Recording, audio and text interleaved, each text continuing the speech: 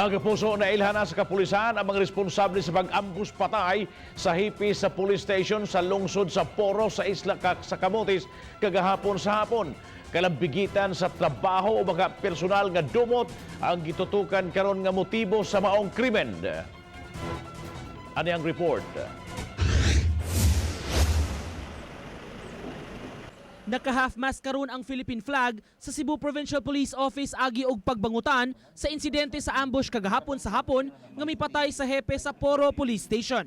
Gikan sa syudad ug maupay pag-abot unta ni Senior Inspector Jonas Tahanlangit sa San Francisco, Camotes dihang gibirahan siya sa duha ka nagmotorsiklo. Gipaladman karon ang investigasyon sa kapulisan sa krimen. Nagtuo si Senior Superintendent Clifford Gairanod, Cebu Provincial Police Director, dili ra taga didto ang suspect kay yano ra silang namusil nga way tap-tap ang naong. Gitan-aw karon kung work-related ug may kalambigitan sa kampanya sa drogas ang motibo sa krimen o baka personal nga motibo. Possibly they are hard killers. Kasi natusan ba?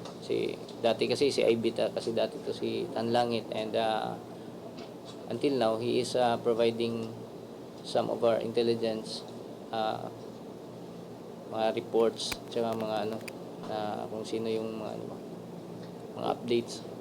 Nagdumili pa si Gairanod paghingan sa mga responsable. May nakuhang kopya sa CCTV sa Danao ug San Francisco nga makatabang sa investigasyon sa kapulisan. Actually, nani siya hulga kay giingnan niya ang kayang kauban kay nagsakay man sila sa hipi sa San Francisco, Camotes.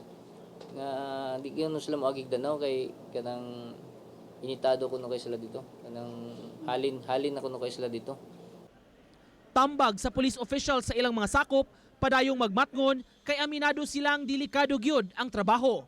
Giingon na natadaan nga usa ka tiil naton anadaan sa lungag ko no. Kung pwedeng atong birahon siya gawa sa lungag by keeping in mind and seeing to it that safety is our primordial concern.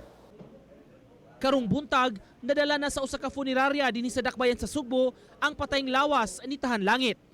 Gi-autopsy na kini aron makatabang sa nagpadayong investigasyon sa krimen. Nico Sireno, Balitang Bisdak.